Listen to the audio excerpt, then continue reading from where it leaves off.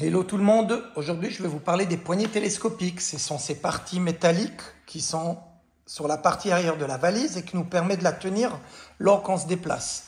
Vous voyez que sur les trois modèles devant nous, nous avons les trois paniers qui arrivent plus ou moins à la même hauteur. Pourquoi nous avons cette hauteur en particulier? Eh bien la raison, c'est que dans l'idéal, la poignée devait arriver à une hauteur qui nous permet de facilement tenir la valise sans avoir besoin de baisser le bras ni de se faire taper les pieds si on glisse la valise derrière nous. Bien évidemment, dans l'idéal, nous allons la pousser toujours au lieu de la tirer. Alors, si vous regardez ici, on a une valise de grande taille, ça veut dire 75 cm. Et la poignée télescopique qui se trouve ici a un léger mouvement. Cela est normal, ça lui permet de pouvoir entrer et sortir. Et puis, évidemment, plus elle sort, plus il y aura du mouvement. Par contre, si on la bloque plus bas, là, le mouvement, il est plus limité. Et finalement, quand on la ferme, elle bouge plus du tout. Par la suite, là, on a une valise de taille cabine classique. Cette poignée-là, elle a déjà un mouvement qui est assez important.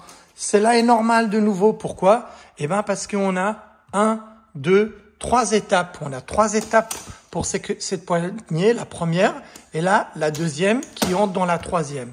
Donc, ça aussi, cette valise-là aussi, en appuyant, on peut toujours légèrement la baisser pour éviter qu'elle bouge trop, par exemple ici. Mais cela n'est pas un défaut de fabrication. C'est simplement pour pouvoir avoir quelque chose de si fin et si lent, et bien forcément, il va bouger, mais il va pas se casser, sauf si on la fait tomber, par exemple. Donc, ne faites pas tomber votre valise en arrière sur quelque chose qui puisse la casser. Au pire des cas, on peut la remplacer. Mais le mouvement, il est normal.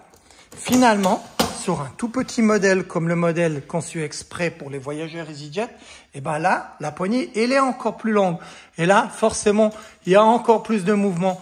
De nouveau, ne vous inquiétez pas, cela n'engendre pas la qualité de la valise. Simplement, le mouvement, il est normal.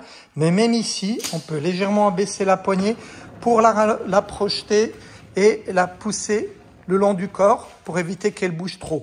Le mouvement, il est tout à fait normal. Ne vous inquiétez pas, cela est voulu, car autrement, la valise aurait une poignée beaucoup plus courte et elle ne serait pas forcément plus rigide. J'espère que cela répond à vos soucis de qualité par rapport à nos poignées télescopiques et du mouvement que vous pouvez engendrer sur ces valises. À bientôt. Au revoir.